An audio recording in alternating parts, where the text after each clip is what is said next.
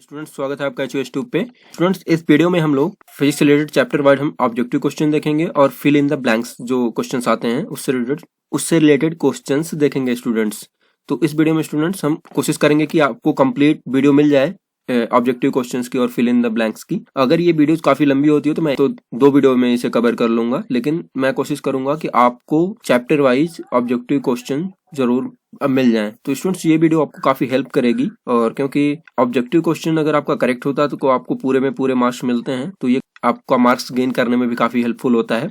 तो स्टूडेंट्स, ये video UP boards और CBSE बोर्ड के स्टूडेंट्स के लिए बहुत ही हेल्पफुल है, लेकिन इसका कंटेंट इंग्लिश में मैंने रखा है। तो लेकिन जो स्टूडेंट्स यूपी बोर्ड के हैं, अगर वो वीडियो को देखते हैं तो मैं इसे हिंदी में एक्सप्लेन कर रहा हूँ, तो दोनों बोर्ड के स्टूडेंट्स के लिए काफी हेल्पफुल होगा। और जो लोग कंपटीशन देते हैं, अदर कंपटीशन जिसमें जनरल साइंस आता है, तो उसके लिए वीडियो काफी हेल्पफुल होगी। तो आगे बढ़ते हैं स्टूडेंट्स और देखते हैं। पहला चैप्टर है आपका लाइट रिफ्लेक्शन एंड रिफ्रैक्शन, दूसरा है human I and colourful world, electricity, magnetic effects of electric current, sources of energy. तो स्टूडेंट्स, ये थे आपके फिजिक्स के चैप्टर्स। ये देख सकते हैं आप, पहला chapter light reflection and refraction का ऑब्जेक्टिव क्वेश्चन यहाँ से स्टार्ट कर रहा हूँ। तो ये पहला क्वेश्चन है, the image formed by a convex lens can be. तो स्टूडेंट्स, यहाँ पे इस चैप्टर में आपने लेंस, मिरर सब पढ़ रखा होगा जहां तक मुझे पता है।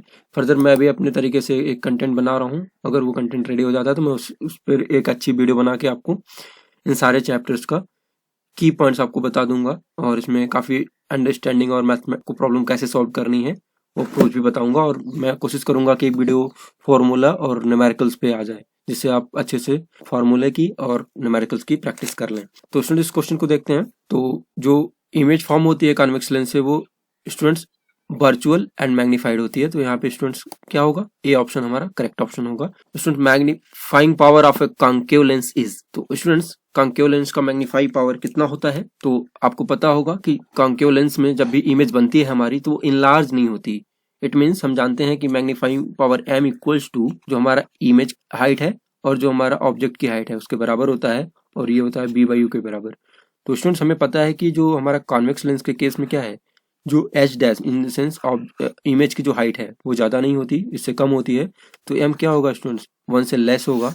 तो हमारा कौन सा ऑप्शन करेक्ट होगा? बी ऑप्शन करेक्ट होगा। तो इसलिए स्टूडेंट्स यहाँ पे बी ऑप्शन करेक्ट होगा। स्टूडेंट्स, आगे बढ़ते हैं और देखते हैं अपना नेक्स्ट क्वेश्चन। स्टूडेंट्स, हमारा थर्ड क्वेश्चन है, if an incident ray passes through the focus the reflected ray will. तो स्टूडेंट्स, कोई रे है जो कि फोकस से पास कर रही है। तो ये स्टूडेंट्स बेसिक ऑप्टिक्स का क्वेश्चन है, जो कि आपको इमेज फॉर्मेशन ड्रॉ करने में पता होना चाहिए। तो स्टूडेंट्स, अगर फोकस से पास होता है तो कहाँ पे वो रिफ्लेक्ट करता है उसे? आप जानते हैं कि वो प्रिंसिपल एक्सिस के पैरेलल हो जाता है। अगर फोकस से पास करता है कोई रे तो क्या होता है, प्रिंसिपल एक्सिस के पैरेलल हो जाता है, ये जानते हैं आप। तो ये बेसिक्स का क्वेश्चन है। तो यहाँ पे स्टूडेंट्स ये बी ऑप्शन करेक्ट होगा। तो क्योंकि ये be parallel to the principal axis, अगर वो फोकस से पास करेगा तो। Image formed by reflection from a plane mirror is. तो स्टूडेंट्स, प्लेन मिरर से जो इमेज बनती है वो कैसी होती है? तो स्टूडेंट, आपको पता होगा कि मान लीजिए ये प्लेन मिरर है, तो इमेज स्टूडेंट्स अगर यहाँ पे हम ऑब्जेक्ट को रखते हैं तो इमेज कुछ इस तरीके से इधर बनता हुआ दिखाई देता है, इन द सेंस वर्चुअल, और क्या होता है, इरेक्ट होता है स्टूडेंट्स, क्योंकि सीधा होता है आपको इमेज सीधी दिखती है। तो स्टूडेंट्स, हमारा बी ऑप्शन क्या होगा, करेक्ट ऑप्शन होगा, वर्चुअल एंड इरेक्ट। और जितनी डिस्टेंस पे हम ऑब्जेक्ट को रखते हैं उतनी डिस्टेंस पे हमें इमेज बनती हुई दिखती है। तो स्टूडेंट्स, यहाँ पे हमारा बी ऑप्शन करेक्ट ऑप्शन होगा। आगे बढ़ते हैं और देखते हैं अपना next question. When light falls on a smooth polished surface most of it. तो स्टूडेंट्स, अगर कोई लाइट फॉल कर रही है स्मूथ पॉलिश सरफेस पे, तो मोस्टली लाइट क्या होती है, रिफ्लेक्ट होती है सेम डायरेक्शन में, is reflected in the same direction. तो आपको पता ही है, अगर स्मूथ पॉलिश सरफेस होगा तो मैक्सिमम लाइट क्या होगी, रिफ्लेक्ट हो जाएगी। तो is reflected in the same direction. If the magnification produced by a lens has a negative value the image will be. तो स्टूडेंट्स, ये बोल रहा है कि कोई लेंस है, लेंस का अगर मैग्निफिकेशन है, वो जो मैग्निफिकेशन आ रहा है वो नेगेटिव शाइन आ रहा है, तो जो इमेज होगी वो कैसी होगी? तो आपको पता है कि h डैश बाई h, और स्टूडेंट्स हमारा जो ऑब्जेक्ट हो तो हमेशा इरेक्ट ही होता है। तो और ये नेगेटिव आ रहा है तो ये तो पॉजिटिव हो रहा है, लेकिन ये अगर ये पॉजिटिव है हमेशा और ये नेगेटिव वैल्यू आ रही है हमकी, तो इसका मतलब ये नेगेटिव होगा। इट मीन्स ये क्या होगा, तो एच डैश यहाँ पे स्टूडेंट्स जो ये इन्वर्टेड होना चाहिए, बिना इन्वर्टेड के तो ये नहीं हो सकता। एच जो है इन्वर्टेड होगा तो यहाँ पे स्टूडेंट्स क्या होगा, रियल एंड इन्वर्टेड। तो रियल एंड, तो डी ऑप्शन यहाँ पे स्टूडेंट्स करेक्ट ऑप्शन होगा, क्योंकि लेंस के केस में एम नेगेटिव होगा तो हमारा इमेज जो होगा वो इन्वर्टेड होगा तभी वो नेगेटिव हो सकता है। तो स्टूडेंट्स रियल एंड इन्वर्टेड, तो डी ऑप्शन हमारा करेक्ट ऑप्शन होगा स्टूडेंट्स। आगे बढ़ते हैं। A spherical mirror and a spherical lens each have a focal length of -10 centimetre, the mirror and the lens is likely to be. तो students यहाँ पे बोल रहा है कि जो मिरर है और लेंस दोनों का क्या है, फोकल लेंथ नेगेटिव है। तो स्टूडेंट मिरर के केस में जानते हैं हम कि कॉन्केव मिरर का जो फोकल लेंथ है वो नेगेटिव होता है, और लेंस के केस में भी जो कॉन्केव लेंस है उसका फोकल लेंथ नेगेटिव होता है। तो स्टूडेंट्स ये ऑप्शन इसका करेक्ट हो जाएगा, both concave and convex. Students आगे बढ़ते हैं, देखते हैं अपना next question. If the power of a lens is -2 dioptre, what is the focal length. Focal जो पावर दिया हुआ है लेंस का वो दिया होगा -2 डायोप्टर, और हम जानते हैं कि F इक्वल टू होता है 100/P इन सेंटीमीटर। तो स्टूडेंट्स यहाँ पे 100 और यहाँ पे -2, तो 2 से ये कैंसिल करेंगे तो -50 सेंटीमीटर। तो हमारा सी ऑप्शन करेक्ट ऑप्शन होगा स्टूडेंट्स। स्टूडेंट मैं एक वीडियो और लाऊंगा जिसमें आपको सारे फॉर्मूले बता दूंगा और वहाँ पे फर्स्टली आपको क्वेश्चन प्रैक्टिस करा दूंगा। तो एग्जाम में जाने से पहले अगर आप उसे देख लेंगे तो फर्स्टली आपके सारे फॉर्मूले रिवाइज हो जाएंगे और कॉन्सेप्चुअली मैं बता दूंगा कि क्वेश्चन कैसे लगाने हैं। इसलिए स्टूडेंट्स मैं इसमें सब बातें बताते चल रहा हूँ। यहाँ पे मैंने आपको जैसे बताया कि कॉन्केव मिरर हो या कॉन्केव लेंस हो, दोनों की फोकल लेंथ नेगेटिव होती है। तो इन बातों का आप ध्यान रखें। स्टूडेंट्स आगे बढ़ते हैं और देखते हैं अपना नेक्स्ट क्वेश्चन। तो students focal length of a concave mirror is, तो स्टूडेंट्स यहाँ पे फिर देखिए ये क्वेश्चन आया हुआ क्वेश्चन है सीबीएसई बोर्ड में। तो यहाँ पे ये देखिए नेगेटिव, अभी ऊपर हमने इस पे बात किया था। A point object is placed at a distance 20 centimetre from a convex mirror, focal length 20 centimetre, the image will format. तो स्टूडेंट्स आप जानते हैं हर केस में जब हमारा कॉन्वेक्स मिरर हो और उस केस में हमारा क्या होता है, इमेज हमेशा बिहाइंड द मिरर बनती है। तो स्टूडेंट्स यहाँ पे डी ऑप्शन करेक्ट होगा। तो इसलिए स्टूडेंट्स पहले ये देख लें कि मिरर है, लेंस है, और मिरर है तो कौन सा मिरर है, लेंस है तो कौन सा लेंस है, उसके बाद ही आप फोकल लेंथ पे फोकस करें। कॉन्वेक्स मिरर है, इसमें क्या होता है कि ऑब्जेक्ट को हम इन्फिनिटी पे रखें तब भी बिहाइंड द मिरर बनेगा, उसको इन्फिनिटी और फोकस के बीच रखें तब भी, तो हमेशा वो क्या बनेगा, बिहाइंड द मिरर बनेगा। तो इसका ध्यान रखें। तो हमारा डी ऑप्शन यहाँ पे करेक्ट ऑप्शन होगा। तो स्टूडेंट्स आगे बढ़ेंगे, फिर देखेंगे अपना next question. A student does the experiment on tracing the path of a ray of light passing through a rectangular glass slab of different angles of incidence। different angle of incidence में यहाँ पे try कर रहा है। he can get a correct measure of the angle of incidence and the angle of emergence by the following levelling. तो students मैं यहाँ पे आपको एक ही कॉन्सेप्ट बताऊंगा जो कि स्टार्टिंग में हम लाइट जब पढ़ाया जाता है, रिफ्लेक्शन बताया जाता है, रिफ्लेक्शन बताया जाता है, तो उसी समय ये चीज आपको बताई जाती है, उसी का यहाँ पे ध्यान रखना था। स्टूडेंट्स ये डायग्राम देख के सोचने लगेंगे क्या हो रहा है यहाँ पे, कौन सा स्पिन इन्फॉर्मेशन हो रहा है, लेकिन नहीं, यहाँ पे आपको एक ही बात का ध्यान रखना है कि हम जब भी एंगल का मेजरमेंट करते हैं तो वो नॉर्मल से करते हैं। कि जब भी हम कोई एंगल मेजर करें तो उसको कहाँ से करें, नॉर्मल से। ये नॉर्मल है हमारा, तो यहाँ से करते हैं। जैसे अगर ये लाइट यहाँ से इंसिडेंट हो रही है या इस पे इंसिडेंट हो रही है तो एंगल जब भी हम मेजर करेंगे यहाँ से, यहाँ से। और सेम यही है रिफ्रैक्टेड रे के लिए भी, कि रिफ्रैक्टेड रे अगर यहाँ से जा रही है तो उसका भी हम मेजरमेंट जो है यहाँ से नहीं करेंगे। यही गलती हो जाती है स्टूडेंट से। इसका भी मेजरमेंट हम कहाँ से करेंगे, जो भी एंगल मेजर होगा वो नॉर्मल से, उसको भी हम यहाँ से मेजर करेंगे। तो यहाँ पे देख सकते हैं आप स्टूडेंट्स किसमें एंगल का मेजरमेंट नॉर्मल से लिया गया। तो यहाँ पे तो नॉर्मल से लिया गया है, ये तो सही है, बट यहाँ पे देखिए यहाँ पे यहाँ से ले रहे हैं तो ये गलत हो जाएगा। इस केस में देखिए यहाँ पे भी नॉर्मल से नहीं लिया गया तो ये गलत है, यहाँ पे भी नॉर्मल से नहीं लिया गया तो ये भी गलत है। लेकिन यहाँ पे देखिए इंसिडेंट जो एंगल है वो भी नॉर्मल से मेजर किया जा रहा है, जो रिफ्रैक्टेड एंगल है वो भी नॉर्मल से ही मेजर किया जा रहा है। तो स्टूडेंट्स ये क्या है, ये करेक्ट। तो ये कौन सा करेक्ट होगा, फोर्थ वाला। तो ये तो डी ऑप्शन हमारा करेक्ट ऑप्शन हो गया है स्टूडेंट्स। आपको समझ में आया होगा, ये बहुत ही बेसिक क्वेश्चन था। आप स्टार्टिंग में ही डेफिनेशन में बताया जाता है कोई भी एंगल मेजर होगा तो वो नॉर्मल से मेजर होगा, इस बात का यहाँ पे ध्यान रखना था। A ray of light is travelling from a rare medium to a denser medium while entering the denser medium at the point of incidence. तो स्टूडेंट्स यहाँ पे बोल रहा है अगर लाइट रेयर मीडियम से डेंसर मीडियम में जाती है तो वो उस क्या होता है। तो स्टूडेंट्स यहाँ पे आप जानते हो कि जब भी लाइट, मान लीजिए यहाँ पे है ये दो मीडियम है N1 N2, और ये कह रहा है कि जो मीडियम N1 है वो रेयर है तो जो N2 होगा वो ग्रेटर होगा। तो यहाँ से मान लीजिए यहाँ पे लाइट रे इंसिडेंट हो रही है, तो स्टूडेंट अगर रेयरर से डेंसर में जाती है तो वो हमेशा क्या होती है, नॉर्मल की ओर बेंड होती है। और अगर स्टूडेंट सेम मैं अपोजिट यहाँ पे बता दूं कि अगर वो डेंसर से रेयरर जाती तो मान लीजिए इस, तो वो क्या होती, यहाँ से नॉर्मल से दूर जाती। तो हमारा केस कौन सा है कि वो रेयरर से डेंसर में जा रही है। लेकिन अगर डेंसर से रेयरर में जाती तो रेयरर में क्या होती, नॉर्मल से दूर जाती। लेकिन अगर रेयरर से डेंसर में जा रही है तो नॉर्मल की तरफ जाएगी, मतलब बेंड होगी नॉर्मल की तरफ।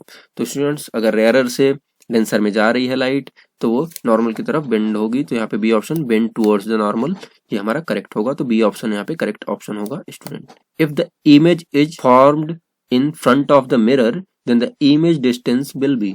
तो स्टूडेंट्स अगर कोई इमेज मिरर के फ्रंट पे बन रही है तो जो इमेज की डिस्टेंस होगी वो क्या होगी? मिरर के फ्रंट पे बन रही है स्टूडेंट्स, तो अगर ये मान लीजिए मिरर है और उसके फ्रंट पे कोई इमेज बन रही है तो ये जब भी बनेगी इस साइड बनेगी, अगर ऐसा मानते हैं तो ये हमेशा क्या होगी? नेगेटिव होगी, क्योंकि इस साइड हम क्या लेते हैं? नेगेटिव। तो हमारा डी ऑप्शन क्या होगा? करेक्ट ऑप्शन होगा स्टूडेंट्स। आगे बढ़ते हैं और देखते हैं अपना next question. Which mirror can produce a virtual erect magnified image of an object? तो स्टूडेंट आपको पता है कि कॉन्केव मिरर के केस में हमें ये क्वालिटीज मिलती हैं कि उस केस में हमें वर्चुअल इरेक्ट और मैग्नीफाइड इमेज उस केस में मिलता है। तो क्योंकि जब हमारा कॉन्वेक्स मिरर होगा तो हमेशा जो इमेज है वो डिमिनिश्ड ही रहती है, तो ये कॉन्केव मिरर के ही केस में हमारा मैग्नीफाइड इमेज बनता है, और यहाँ मिरर की बात हो रही है तो इसलिए यहाँ पे कॉन्केव मिरर करेक्ट होगा। तो फर्स्ट ऑप्शन हमारा ए ऑप्शन करेक्ट होगा। When the object is placed between f and 2f of a convex lens the image formed is. तो स्टूडेंट्स आपको पता है जब हम f पे रखते हैं तो इन्फिनिटी पे बनता है, बट जब हम f और 2f के बीच रखते हैं तो बियॉन्ड 2f बनता है। तो इमेज हमारा इस केस में क्या बनता है स्टूडेंट? Beyond 2f। तो इसका ध्यान रखें आप, इमेज कहाँ पे रखने पे कहाँ पे बनता है इसकी टेबल जरूर याद रखें दोनों के केस में, इससे आपको काफी हेल्प मिलेगा। हर जगह पे इस तरीके के क्वेश्चन आते रहे हैं, अदर कंपटीशन में भी और बोर्ड एग्जाम में तो आएंगे ही आएंगे।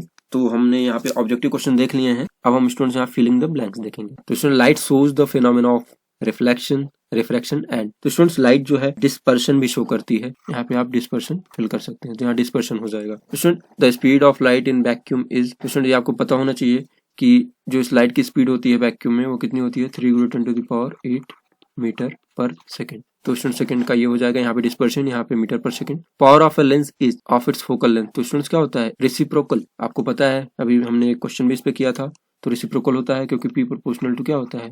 1/f। तो यहाँ पे रेसिप्रोकल यहाँ पे फिल कर देंगे आप। तो मैं यहाँ लिख भी देता हूँ रेसिप्रोकल। इसमें थोड़ा लिखने में साफ नहीं लिख पा रहा हूँ पेन टैप से अभी मैं, तो इसका ध्यान रखें। आप समझ पा रहे होंगे मैं क्या लिखना चाह रहा हूँ, इसलिए मैं बोल भी दे रहा हूँ। The SI unit of power is. तो डायोप्टर होता है जिसे कैपिटल D से भी डिनोट करते हैं, और इसकी स्पेलिंग अगर आपको लिखनी हो तो पहले इसे इरेज कर देते हैं। तो डायोप्टर का D होता है, और अगर इसकी स्पेलिंग लिखनी हो तो क्या होगा? DIOPTRE।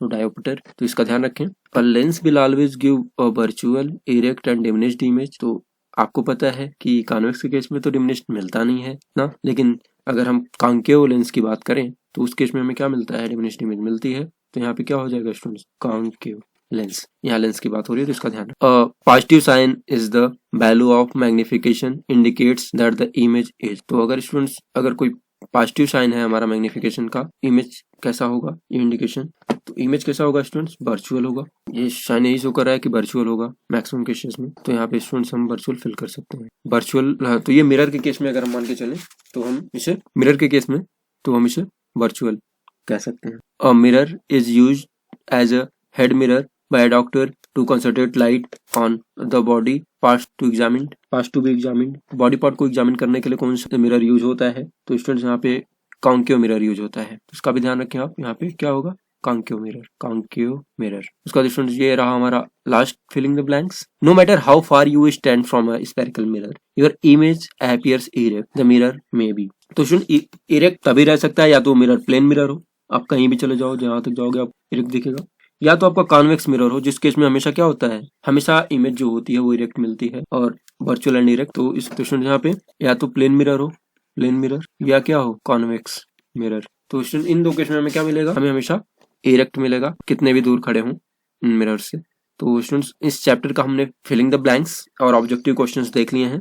आई होप आपको ये पसंद आया होगा। तो स्टूडेंट्स इसके बाद हम लोग दूसरे चैप्टर का ऑब्जेक्टिव क्वेश्चंस देखेंगे और फिर फिलिंग द ब्लैंक्स देखेंगे। तो स्टूडेंट्स ये human I and colourful world, ये आपका जो फिजिक्स से रिलेटेड सेकंड चैप्टर है, तो उसका हम यहाँ पे ऑब्जेक्टिव क्वेश्चंस और फिलिंग द ब्लैंक्स देखेंगे। तो पहले ऑब्जेक्टिव क्वेश्चंस देखते हैं students. At noon the sun appears white as.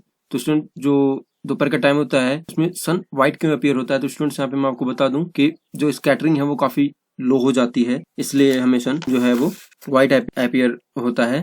तो यहाँ पे स्टूडेंट्स क्या हो जाएगा? जो सी ऑप्शन हमारा करेक्ट होगा, लाइट इज लीस्ट स्कैटर्ड। तो यहाँ पे स्कैटरिंग क्या हो जाती है स्टूडेंट्स? स्लो हो जाती है, इसलिए हमें हमेशा जो है व्हाइट दिखता है। Splitting of white light into different colour on passing through a prism is called. तो स्टूडेंट्स अगर हम व्हाइट लाइट किसी प्रिज्म पे डालते हैं तो क्या होती है, डिस्पर्स हो जाती है। तो यहाँ पे क्या होता है, डिस्पर्शन होता है, डिफरेंट डिफरेंट कलर्स में वो डिस्पर्स हो जाती है। तो स्टूडेंट उसे कहते हैं हम डिस्पर्शन, क्योंकि आपने देखा होगा कि वो शेवन कलर में ब्रेक हो जाती है। व्हाइट लाइट हम इंटर करते हैं प्रिज्म पे तो शेवन कलर में ब्रेक हो जाती है, YOR। तो स्टूडेंट ये विविग्योर से हमेशा याद रखते हैं, तो ये आप जान रहे होंगे, बस मैं यहाँ पे एक सेकंड बता रहा हूँ। तो स्टूडेंट आगे बढ़ते हैं और देखते हैं अपना नेक्स्ट क्वेश्चन। तो इसका सी ऑप्शन स्टूडेंट्स करेक्ट था, डिस्पर्शन कहते हैं जो लाइट डिफरेंट डिफरेंट कलर में ब्रेक होती है ऐसे। तो नेक्स्ट क्वेश्चन देखते हैं। The defect of vision in which a person can not see the distant object clearly but can see near by object clearly is called. तो student ऐसा आई का डिफेक्ट जिसमें कि हम नजदीक की वस्तुओं को अच्छे से देख सकें और दूर की वस्तुओं को अच्छे से ना देख सकें, उसे क्या कहते हैं स्टूडेंट्स, उसे हम निकट दृष्टि दोष कहते हैं, उसे हम क्या कहते हैं स्टूडेंट, मायोपिया। तो हमारा ए ऑप्शन क्या होगा, करेक्ट ऑप्शन होगा स्टूडेंट्स। तो हमारा ए ऑप्शन करेक्ट ऑप्शन होगा। A person can not see distinctly object kept beyond 2 metre, the defect can be corrected by using a lens of power. तो students क्या हो रहा है कि जो 2 मीटर से ज्यादा दूरी पे उसे वो नहीं देख पा रहा है, तो इसका मतलब वो नजदीक की वस्तुओं को तो अच्छे से देख ले रहा है लेकिन दूर की वस्तुओं को नहीं देख पा रहा है। तो इसलिए इसमें उसको भी क्या डिजीज है स्टूडेंट, मायोपिया है। उसके लिए क्या हम यूज करते हैं स्टूडेंट्स, कांकेव लेंस यूज करते हैं। कांकेव लेंस का जो फोकल लेंथ होता है क्या होता है, नेगेटिव होता है। तो स्टूडेंट्स यहाँ पे अगर हमें लेंस का पावर देखना है तो P=1/f होता है। तो स्टूडेंट्स यहाँ पे हमें मीटर में दिया हो तो 1/f ऐसे यूज करेंगे और हम समझ गए हैं कि यहाँ पे फोकल लेंथ क्या होगी, नेगेटिव होगी, क्योंकि यहाँ पे हम क्या कॉन्केव लेंस यूज करेंगे तब जाके ये हमारा जो प्रॉब्लम है वो दूर होगा। तो यहाँ पे -2, तो इसलिए स्टूडेंट ये क्या हो जाएगा, -0.5D। क्योंकि स्टूडेंट्स यहाँ पे मायोपिया है ऐसे, क्योंकि ये 2 मीटर से ज्यादा दूर नहीं देख सकता तो इसे मायोपिया है। तो हमारा बी ऑप्शन करेक्ट होगा स्टूडेंट। तो यहाँ पे स्टूडेंट यही ध्यान देना था कि उसे कौन सा प्रॉब्लम है। अगर प्रॉब्लम आप आइडेंटिफाई कर लेते हैं तो आप समझ पाएंगे कि उसे पॉजिटिव साइन का लेंस लगाना है, नेगेटिव साइन का। तो जैसे हमें पता चला है नेगेटिव साइन का लेंस लगाना है और हमें ये पता ही है P=1/f होता है, तो हम इसे डायरेक्टली कैलकुलेट कर सकते हैं। तो इसलिए स्टूडेंट्स यहाँ पे बी ऑप्शन हमारा करेक्ट होगा। डायोप्टर लेंस पावर की यूनिट है स्टूडेंट्स, तो ये ध्यान रखें। The least distance of district vision for a normal eyes. तो स्टूडेंट्स लीस्ट डिस्टेंस हमारा है 25 सेंटीमीटर। तो यहाँ पे स्टूडेंट बी ऑप्शन हमारा करेक्ट। लीस्ट डिस्टेंस विजन है नॉर्मल आई का वो 25 सेंटीमीटर है, जो हम डिस्टिंक्ट कर सकते हैं, जो अच्छे से देख सकते हैं नियरेस्ट डिस्टेंस तक। तो वो नियरेस्ट डिस्टेंस 25 सेंटीमीटर होती है नॉर्मल आई की। What type of image is formed by the eye lens on the retina. तो रेटिना पे स्टूडेंट्स रियल और इन्वर्टेड इमेज बनती है। हमारे जो भी हम चीजें देखते हैं वो रियल इन्वर्टेड इमेज हमारे रेटिना पे बनती है। तो स्टूडेंट्स हमारा सी ऑप्शन यहाँ करेक्ट ऑप्शन है। आगे बढ़ते हैं और देखते हैं अपना next question. The amount of light entering the eye can be controlled by. तो स्टूडेंट्स उसे हम पिपल से मैनेज कर सकते हैं, कंट्रोल कर सकते हैं लाइट को जो इंटर करती है हमारी आई में। When white light enters a glass prism from air the angle of deviation is maximum for. Angle of deviation violet के लिए सबसे ज्यादा होता है, तो डी ऑप्शन यहाँ पे करेक्ट ऑप्शन होगा। वायलेट सबसे ज्यादा डेविएट होती है स्टूडेंट्स, इसलिए स्टूडेंट्स जब लाइट यहाँ पे डिस्पर्स होती हैं तो नीचे जो लाइन मिलती है वो वायलेट की होती है और सबसे ऊपर जो लाइन मिलती है वो रेड की होती है। इसका ध्यान रखें। तो यहाँ पे हमारा डी ऑप्शन करेक्ट है। आगे बढ़ते हैं स्टूडेंट्स और देखते हैं अपना next question. When light enters a glass prism from the air, the angle of deviation is least for। तो लिस्ट किसके लिए मैंने भी आपको बताया, रेड के लिए। तो यहाँ पे भी डी ऑप्शन करेक्ट होगा। अब देखते हैं twinkling of star is due to. तो स्टूडेंट्स जो ट्विंकलिंग है स्टार का ये रिफ्रैक्शन ऑफ लाइट है। तो student atmospheric refraction of star light. तो स्टूडेंट्स यहाँ पे ये डी ऑप्शन करेक्ट है। आगे बढ़ते हैं, देखते हैं अपना next question. Name the scientist who was the first to use a glass prism to obtain the spectrum of sunlight, Isaac Newton. तो स्टूडेंट्स इसका ध्यान रखें, ये भी एक इंपॉर्टेंट क्वेश्चन है। Which of the following is a natural phenomena which is caused by the dispersion of sunlight in the sky। तो students twinkling of star तो रिफ्रैक्शन से अभी हमने देखा था। यहाँ पे स्टूडेंट रेनबो है, रेनबो जो बनता है वो डिस्पर्शन, लाइट के डिस्पर्शन का फेनोमेना है, इसको आप ध्यान रखेंगे। तो इसमें स्टूडेंट मैं इंपॉर्टेंट चीज आपको बता दे रहा हूँ। ये क्वेश्चन वो सीबीएसई बोर्ड में आए हुए भी हैं और इस तरह के क्वेश्चन यूपी बोर्ड में भी आते हैं, तो इसका आप ध्यान रखें, इससे आपको काफी हेल्प मिलेगी। ये सब चीजें कॉन्सेप्ट आपको जनरल भी पता होना चाहिए अगर आप साइंस स्टूडेंट हैं। तो स्टूडेंट्स आगे बढ़ते हैं और देखते हैं अपना next question. The defect of vision in which the image of near by object is formed behind the retina is. तो स्टूडेंट्स यहाँ पे आप देख सकते हैं कि vision defect of vision in which the image in near by object is formed behind the retina. तो near by image में अगर प्रॉब्लम हो रही है देखने में तो वहां पे स्टूडेंट हाइपरमेट्रोपिया, इसका ध्यान रखें आप, हाइपरमेट्रोपिया की प्रॉब्लम है, अगर आपको नजदीक की वस्तुओं को देखने में कोई प्रॉब्लम हो रही है तो यहाँ पे सी ऑप्शन हमारा करेक्ट होगा। The defect of the eye in which the eye ball become too long is, तो स्टूडेंट यहाँ पे मायोपिया होगा, और अगर आई बॉल टू स्मॉल हो जाएगा तो वहाँ पे फिर से हाइपरमेट्रोपिया हो जाएगा। तो स्टूडेंट्स इस केस में हमारा जो आई बॉल है वो लॉन्ग हो गया है, टू लॉन्ग है, तो इसलिए यहाँ पे मायोपिया है स्टूडेंट्स। तो स्टूडेंट ये ध्यान रखें कि हाइपरमेट्रोपिया में कॉन्वेक्स लेंस यूज करते हैं और मायोपिया में हम कॉन्केव लेंस यूज करते हैं स्टूडेंट्स, जिसकी फोकल लेंथ नेगेटिव होती है। तो इसका ध्यान रखें स्टूडेंट्स। और इस हाइपरमेट्रोपिया में स्टूडेंट्स हम नजदीक की वस्तुओं को आसानी से नहीं देख सकते, जबकि दूर की वस्तुओं को आसानी से देख सकते हैं, और इसे दूर दृष्टि दोष भी कहा जाता है। और मायोपिया को स्टूडेंट्स निकट दृष्टि दोष कहते हैं, जिसमें हम नजदीक की वस्तुओं को आसानी से देख लेते हैं लेकिन दूर की वस्तुओं को हम आसानी से नहीं देख सकते। स्टूडेंट्स ये सब पॉइंट्स बहुत ही इंपॉर्टेंट थे, इसलिए मैंने आपको बता दिया स्टूडेंट्स। आगे बढ़ते हैं और देखते हैं अपना next question. The medical condition in which the lens of the I of a person becomes progressively cloudy resulting in blurred vision is called. तो अगर जो विजन है वो क्लाउडी मतलब होता जा रहा है, आई कंडीशन जो है ब्लर्ड विजन अगर हो रहा है तो आप उसे एट्रैक्ट कहते हैं। स्टूडेंट्स ये डी ऑप्शन यहाँ पे करेक्ट होगा, तो स्टूडेंट्स यहाँ पे डी ऑप्शन करेक्ट होगा इसका।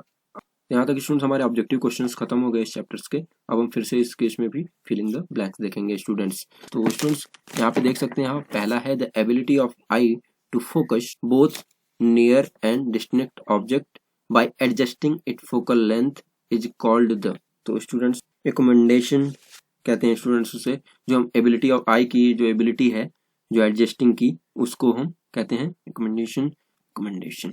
उसका ध्यान रखें आप, जो एबिलिटी है की फोकस करने की, उसको हम अगर जैसे आप देखते हैं कि आई अगर दूर की चीज को देखना है तुरंत एडजस्ट कर लेती है, पास की चीज को देखना है तुरंत एडजस्ट कर लेती है। तो काफी एबिलिटी होती है आई की कि वो तुरंत फोकस कर लेती है चीजों पे। जिस चीज को आप देखना हो दूर हो पास हो तो उस पर बहुत जल्दी फोकस कर लेती है। जो एबिलिटी है उसकी, उसको हम एकोमोडेशन कहते हैं, एकोमोडेशन। तो इस तरीके से हमारा फिर ये देख सकते हैं, of light causes the blue colour of sky and reddening of sun at sunrise and sunset. तो जो रीजन है स्टूडेंट्स की, जो हमारा स्काई ब्लू है और सनराइज पे जो है और सनसेट पे जो रेड है वो स्कैटरिंग की वजह से होता है। तो यहाँ पे स्टूडेंट्स क्या होगा, क्यों हो रहा है ये सब, स्कैटरिंग की वजह से। तो यहाँ पे हम फिल कर देंगे स्कैटरिंग ऑफ लाइट काजेज। तो स्कैटरिंग की वजह से जो ये ब्लू है, ब्लू कलर ऑफ स्काई और reddening of the sun, sunrise and sunset, तो स्टूडेंट्स ये स्कैटरिंग की वजह से हो रहा है, जिसका भी ध्यान रखें आप। Most of the refraction of light rays entering the eye occurs at the outer surface of the, यहाँ पे students cornea, outer surface of cornea यहाँ पे है स्टूडेंट्स, इसका ध्यान रखें आप, कॉर्निया। और due to the greater converging power of the eye lens in a myopic eye the image of distinct object is formed तो student in front of the retina. तो रेटिना के front, in front of the retina होता है students, in front of the retina, in front of the retina. तो यहाँ पे students in front of यहाँ पे लिखना है आपको, यहाँ पे फिल करना है, तो ये हो जाएगा। A person suffering from both myopia and hypermetropia. तो स्टूडेंट्स उसे क्या यूज करना चाहिए, उसे बाईफोकल लेंस यूज करना चाहिए स्टूडेंट्स, जिसमें दोनों का मिक्सिंग हो, जिसमें कॉन्केव और कॉन्वेक्स दोनों का मिक्सिंग हो। तो उसे क्या कहेंगे स्टूडेंट्स, बाईफोकल लेंसेज का यूज करना पड़ता है उसे, अगर उसे दोनों की दिक्कत है एक साथ में ही, कि उसे मायोपिया भी है और हाइपरमेट्रोपिया भी है। तो स्टूडेंट्स यहाँ पे हमने इस चैप्टर से related fill in the blanks देखे और हमने ऑब्जेक्टिव क्वेश्चंस भी देख लिए हैं। जिसमें 2 चैप्टर्स का हमने ऑब्जेक्टिव क्वेश्चन और फिलिंग द ब्लैंक्स कर लिया है। तो स्टूडेंट अभी हम आगे बढ़ेंगे और देखेंगे अपना 3rd चैप्टर के लिए। स्टूडेंट्स अगर ये वीडियोज आपको पसंद आएंगी और आप लोगों को अच्छा रिस्पॉन्स मिलेगा तो स्टूडेंट मैं भी कोशिश करूंगा कि आपको बेहतर से बेहतर रिवीजन के लिए लेक्चर्स मिल पाएं, जिसमें आप फर्स्टली अपने फॉर्मूले और न्यूमेरिकल्स को रिवाइज कर पाएं। तो अभी स्टूडेंट्स देखते हैं अपना फिर 3rd चैप्टर से रिलेटेड ऑब्जेक्टिव क्वेश्चंस, जो कि इलेक्ट्रिसिटी है हमारा 3rd चैप्टर। इससे रिलेटेड ऑब्जेक्टिव क्वेश्चंस देखेंगे और फिल इन द ब्लैंक्स देखेंगे। तो स्टूडेंट्स आगे बढ़ते हैं। स्टूडेंट अगर अभी तक आपने चैनल को सब्सक्राइब नहीं किया है तो प्लीज सब्सक्राइब कर लीजिए और बेल आइकन जरूर प्रेस कर दीजिए, क्योंकि बोर्ड एग्जाम्स तक जो भी मैं कोई वीडियोज अगर आपको फॉर्मूला रिविजन या क्विक रिविजन से रिलेटेड कोई चीजें डालता हूँ तो आपको वो मिल पाए और आप उसे देख पाए। और कोशिश करूंगा कि मैथ्स से रिलेटेड भी फॉर्मूले और कुछ क्वेश्चंस करा दूं, जिससे जो कि आपके लिए काफी हेल्पफुल हो। तो स्टूडेंट्स यहाँ पे देख सकते हैं पहला क्वेश्चन हमारा इस चैप्टर का इलेक्ट्रिसिटी का, which of the following is not correctly match. तो कौन सा सही मैच नहीं कर रहा है, तो ये तो स्टूडेंट्स हमारा सिंबल है इलेक्ट्रिकल सेल का ही है, तो ये तो सही है। ये सिंबल जो है रजिस्टर का, ये भी सही है। ये ओपन प्लग की नहीं है, ये क्लोज प्लग की है स्टूडेंट्स। अगर ये डॉट नहीं होता इसमें तो ये ओपन प्लग की होती, बट यहाँ पे ये डॉट है इसलिए क्या है, क्लोज प्लग की है, तो इसलिए करेक्ट मैच नहीं हो रहा है। तो ऑप्शन हमारा सी ऑप्शन क्या है, ये करेक्ट ऑप्शन हो जाएगा। दूसरा क्वेश्चन देखते हैं, electrical resistivity of any given metallic wire depends upon.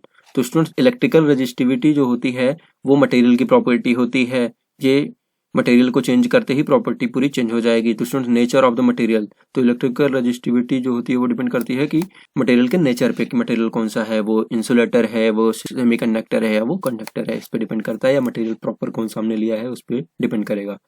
तो स्टूडेंट्स आगे बढ़ते हैं और देखते हैं अपना next question, the electrical resistance of insulator is. तो आप जानते हैं कि इंसुलेटर का जो रेजिस्टेंस है वो काफी हाई होता है, और तो स्टूडेंट्स यहाँ पे इन्फाइनेटली हाई, तो ये हमारा डी ऑप्शन क्या होगा, करेक्ट ऑप्शन हो जाएगा।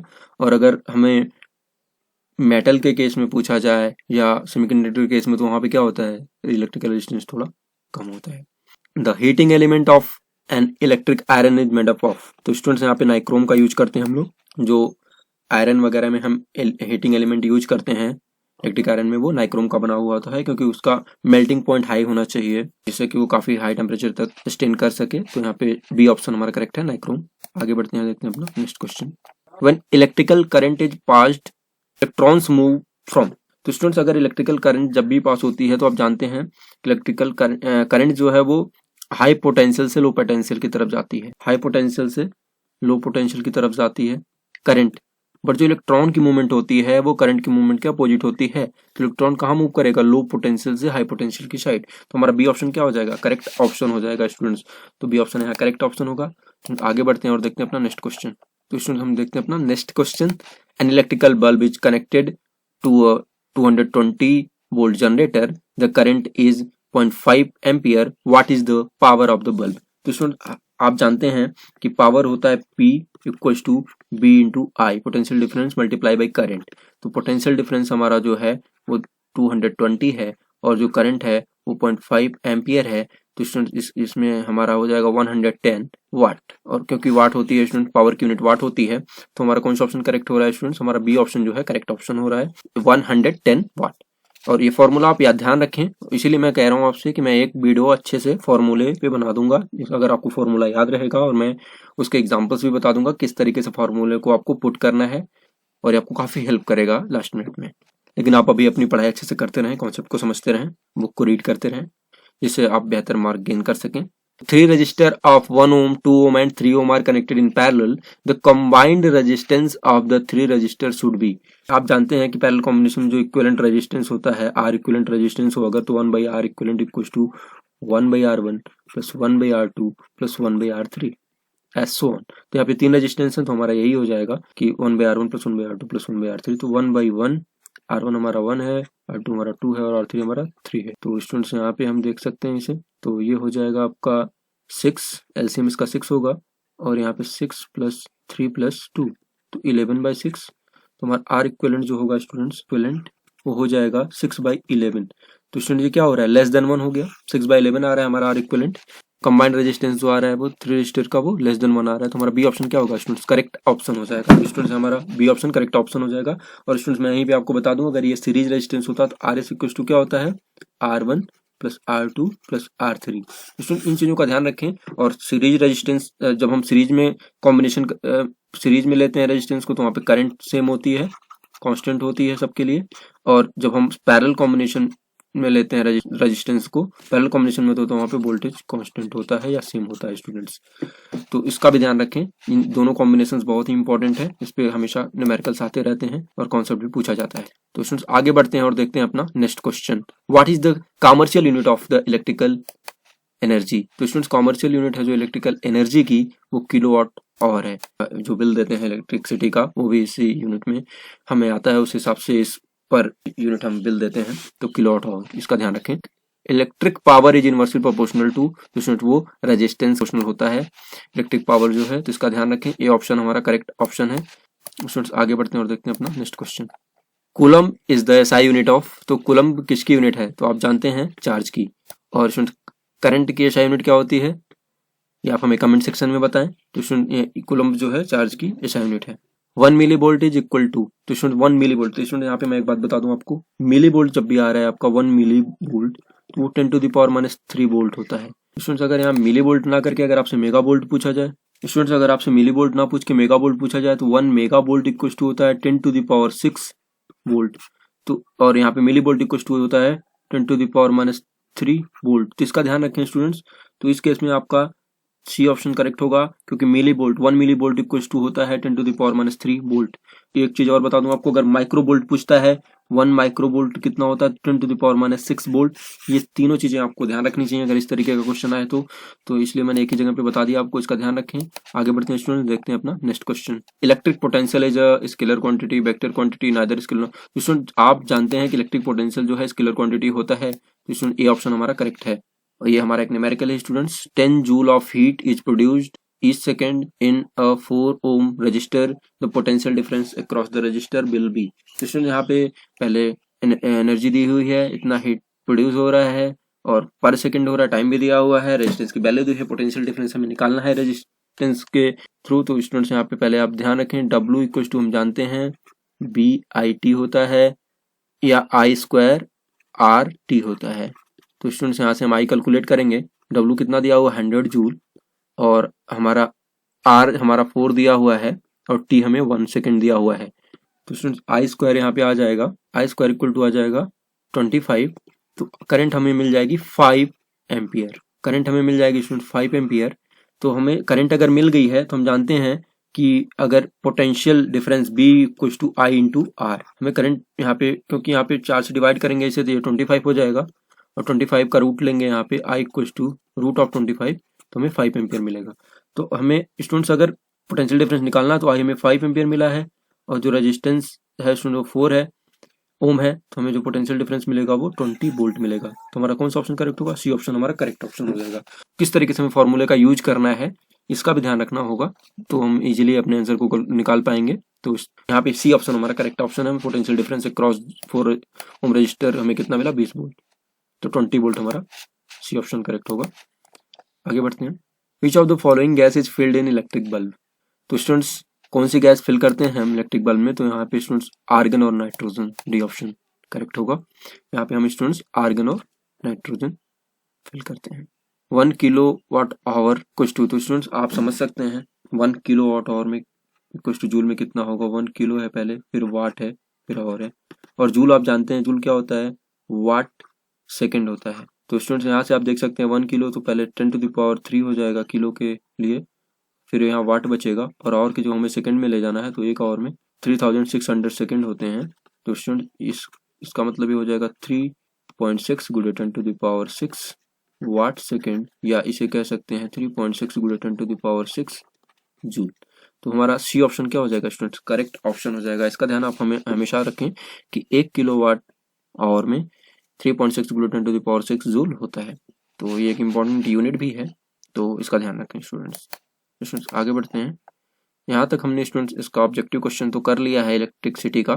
अब स्टूडेंट्स हम फिल इन द ब्लैंक्स देखेंगे। तो एसआई यूनिट ऑफ करंट यहाँ पे मैंने जो आपसे पूछा था कमेंट सेक्शन के लिए, तो यहाँ पे मैं आपको बता दूं, अगर SI unit of current is ampere, तो इसका ध्यान रखें ampere.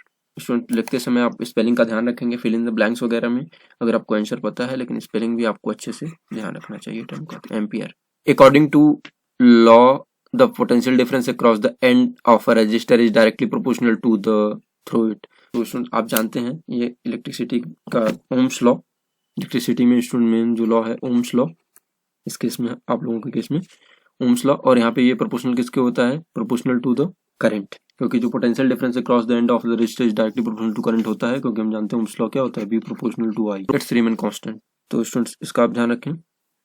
The resistance of a conductor depends directly, the resistance of a conductor depends directly on its. तो स्टूडेंट जो कंडक्टर का जो रेजिस्टेंस होता है आर जानते हैं आप proportional to L by A होता है, तो ये लेंथ होगा, लेंथ के प्रोपोर्शनल होता है, तो यहाँ लेंथ हो जाएगा inversely proportional on it's area of cross section, तो यहाँ एरिया होगा, area of cross section, and also on the material of the conductor. तो मटेरियल पे भी डिपेंड करेगा कि मटेरियल कौन सा है, क्योंकि यहाँ पे स्टूडेंट आर इक्वल टू जो होता है रो एल बाई ए होता है, तो रो जो है मटेरियल पे डिपेंड करता है, एल के प्रोपोर्शनल होता है और ए के इनवर्सली प्रोपोर्शनल होता है। तो स्टूडेंट इस केस में अगर आपको फॉर्मूला याद रहता और आपको कॉन्सेप्ट पता हो तो इससे आप इजिली फिल कर सकते हैं। The SI unit of resistivity तो स्टूडेंट ओम मीटर होता है, क्योंकि रजिस्टिविटी यहाँ पे रो जो है रजिस्टिविटी है, तो यहाँ से आप देख सकते हैं R equal to rho L by A, तो रो रजिस्टिविटी है, तो ये तो ओम होता है, लेकिन यहाँ से स्टूडेंट A बाई एल हो जाएगा। ये एरिया का जो होता है मीटर स्क्वायर होता है, तो और ये मीटर होता है, तो यहाँ से स्टूडेंट मिल जाएगा हमें ओम मीटर, जो इसका यूनिट होगा रजिस्टिविटी का यूनिट SI यूनिट जो होगा वो ओम मीटर हो जाएगा। इसका भी ध्यान रखें, ये आपसे डायरेक्टली ऑब्जेक्टिव में भी पूछा जा सकता है, लेकिन यहाँ पे आप फिलिंग द ब्लैंक्स में है तो इसे यहाँ पे आपको फिल करना चाहिए। If the potential difference across the ends of a conductor is doubled the current flowing through it gets, तो उसमें पोटेंशियल डिफरेंस जो है अगर वो डबल हो जाए तो करंट जो फ्लो कर रही है वो क्या हो जाएगी, वो भी डबल हो जाएगी। बी प्रोपोर्शनल टू आई है, तो अगर इसको बढ़ा रहे हैं आप तो ये भी बढ़ जाएगा ओम्स लॉ से, तो यहाँ पे हमें ये ध्यान रखना है, ओम्स लॉ का यूज करना है इसमें कि बी प्रोपोर्शनल टू आई है तो बी बढ़ रहा है तो करंट भी बढ़ जाएगा। तो यहाँ पे potential difference across the ends of the conductor is doubled when current is out gets तो current flowing through it gets doubled, तो 5 का यहाँ पे डबल भर देंगे। तो स्टूडेंट्स इस तरीके से हमने इलेक्ट्रिसिटी के ऑब्जेक्टिव क्वेश्चंस देखे और फिलिंग द ब्लैंक्स देखा। आई होप आपके कुछ कॉन्सेप्ट भी रिवाइज हुए होंगे, कुछ फॉर्मूलेज रिवाइज हुए होंगे और आपको कुछ सीखने को मिला होगा जो आपको एग्जाम में काफी हेल्प करे। तो स्टूडेंट इसी तरीके के क्वेश्चंस आपके एग्जाम में आते हैं और इस तरीके का फिल इन द ब्लैंक्स आपके एग्जाम में आता है और इस तरीके का ऑब्जेक्टिव क्वेश्चन आपके एग्जाम में आता है। तो स्टूडेंट ये वीडियो आपके लिए काफी हेल्पफुल होगी। तो स्टूडेंट्स इस तरीके से हमने 3 चैप्टर्स तो खत्म कर लिए हैं, अब हमें चौथा चैप्टर की तरफ हम मूव करेंगे, magnetic effects of electric current. तो स्टूडेंट्स इसमें हम मैग्नेटिक इफेक्ट देखेंगे इलेक्ट्रिक करंट का। तो ये स्टूडेंट्स हमारा चौथा चैप्टर है। चैप्टर को कराने के बाद कोशिश करूंगा कि आपका जो 5th चैप्टर है उसे नेक्स्ट वीडियो में एक बार उसे अच्छे से सोर्स ऑफ एनर्जी का है तो उसे अलग ही वो करूं, क्योंकि वो बहुत फिजिक्स से रिलेटेड नहीं है। तो यहाँ पे स्टूडेंट मैं कंप्लीट एक ये magnetic effects of electric current के बाद इस वीडियो में आपको यहाँ तक मैं करा दूंगा। उसके बाद हम लोग उस 5th चैप्टर को नेक्स्ट वीडियो में देखेंगे, वीडियो बहुत लंबा हो जाएगा नहीं तो। हाँ तो स्टूडेंट देखते हैं अपना फर्स्ट क्वेश्चन इस चैप्टर का। A soft iron bar is introduced inside a current carrying solenoid. The magnetic field inside the solenoid. तो स्टूडेंट अगर कोई सॉफ्ट आयरन बार हम इंटर करेंगे जो कि सोलेनॉइड में करंट कैरिंग सोलेनॉइड है तो क्या होगा, मैग्नेटिक फील्ड जो होगी वो क्या होगी, इंक्रीज हो जाएगी। तो यहाँ पे स्टूडेंट्स हमारा बी ऑप्शन करेक्ट होगा क्योंकि मैग्नेटिक फील्ड इंक्रीज कर जाएगी। स्टूडेंट्स अब देखते हैं अपना next question, magnetic lines of force inside current carrying solenoid are. तो स्टूडेंट्स यहाँ पे मैग्नेटिक लाइंस जो होती हैं वो इनसाइड सोलेनॉइड पैरेलल होती हैं, parallel inside the solenoid and circular at the ends. तो स्टूडेंट्स यहाँ पे सी ऑप्शन हमारा करेक्ट होगा। तो स्टूडेंट यहाँ पे बी ऑप्शन और यहाँ पे सी ऑप्शन इस केस में हमारा करेक्ट ऑप्शन होगा। तो स्टूडेंट आगे बढ़ते हैं और देखते हैं अपना next question, material of the core of a strong magnet is. तो स्टूडेंट यहाँ पे जो मटेरियल होता है स्ट्रॉन्ग मैग्नेट का कोर मटेरियल जो होता है वो होता है सॉफ्ट आयरन। स्टूडेंट्स अपना नेक्स्ट क्वेश्चन देखते हैं, the magnetic field is the strongest at.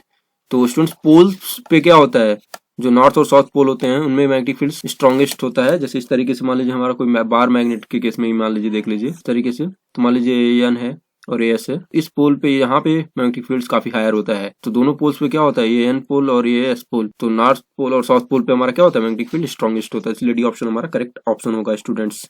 तो स्टूडेंट्स आगे बढ़ते हैं, देखते हैं अपना next question, the magnetic field lines always begins from. तो स्टूडेंट्स आपको पता है कि फील्ड लाइंस नॉर्थ पोल से निकल के एस पोल की तरफ जाती हैं। मैग्नेटिक फील्ड लाइंस यहाँ से एन और एस है, तो आउटर साइड में ये क्या होती हैं, एन से निकलती हैं और एस पे जाके समाप्त होती है। लेकिन स्टूडेंट्स ये इन साइड भी क्लोज लूप बनाती हैं, आपको जैसा कि पता है।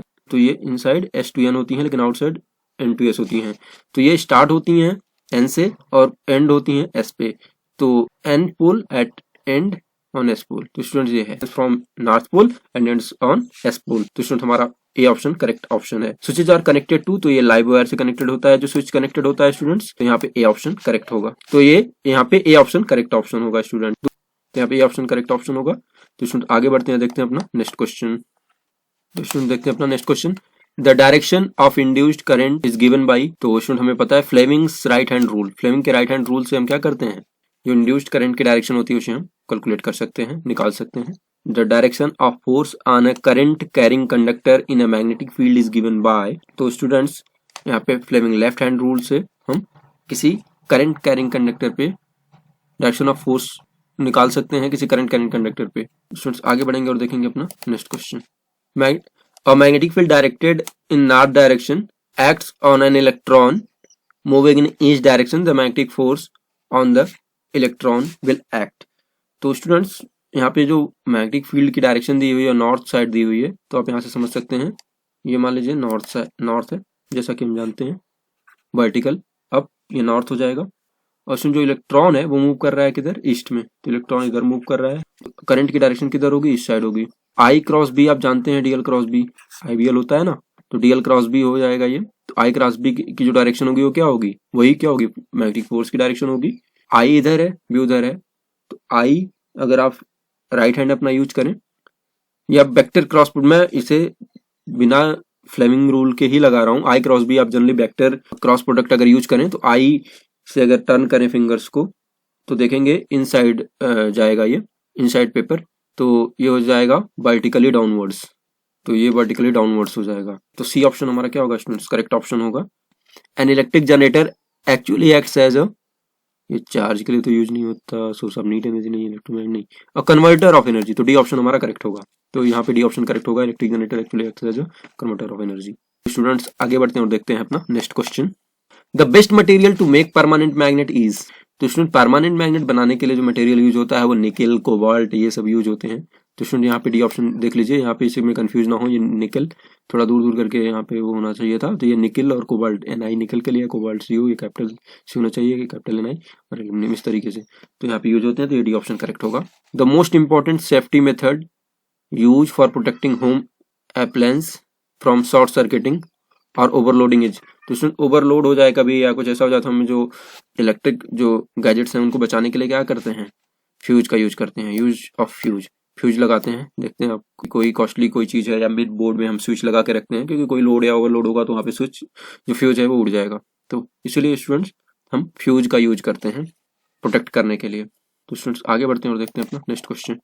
तो स्टूडेंट्स यहाँ तक हमने ऑब्जेक्टिव क्वेश्चंस कर लिए हैं, 4 चैप्टर के अब तक के ऑब्जेक्टिव क्वेश्चंस हो गए हैं और 3 चैप्टर के हमने फिल इन द ब्लैंक्स कर लिया है। तो अब ये इसका भी फिल इन द ब्लैंक्स करके हम इसी पे अपनी इस वीडियो को समाप्त करेंगे, और इसके नेक्स्ट बार हम सोर्स ऑफ एनर्जी और कुछ फॉर्मूले और भी रिवाइज करा देंगे आपको, एक छोटी सी वीडियो बना देंगे जो अपना 5वां चैप्टर बच रहा है उस पर, तो उससे आपका ये ऑब्जेक्टिव और फिल इन द ब्लैंक्स का सेक्शन फिजिक्स पार्ट के लिए खत्म हो जाएगा, similar to that of.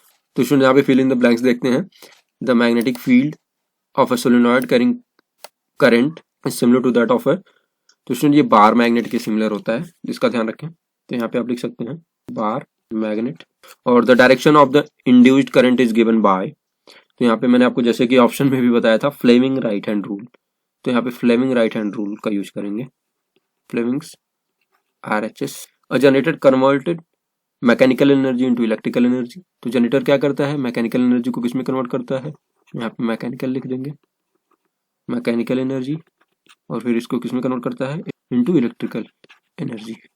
Pen tab में लिखने में थोड़ी प्रॉब्लम हो रही है अभी, तो लेकिन यहाँ पे आप समझ सकते हैं, इसलिए मैं इसको बोल रहा हूँ, तो आप अच्छे से इसे समझ लें, यही लिख रहा हूँ मैं। In our houses we receive AC electric power the volt with a frequency of this, generally houses में हम 200 वोल्ट, और फ्रिक्वेंसी तो हमें पता है इंडिया में जो यूज होती है वो 50 हर्ट्ज है, तो इस तरीके से जनरली हम ये यूज करते हैं 200 वोल्ट और फ्रिक्वेंसी 50 हर्ट्ज होती है। The direction of magnetic force acting on a charge particle moving in magnetic field can be founded by, तो ये फ्लेमिंग लेफ्ट हैंड रूल से हम देखते हैं इसे, फ्लेमिंग्स लेफ्ट हैंड रूल से हम देखते हैं जो डायरेक्शन ऑफ मैग्नेटिक फोर्स है चार्ज पार्टिकल पे, वो जो मैग्नेटिक फील्ड में रखा हुआ कोई चार्ज पार्टिकल उस पर जो डायरेक्शन ऑफ मैग्नेटिक फोर्स है उसे हम फ्लेमिंग लेफ्ट हैंड रूल से देखते हैं।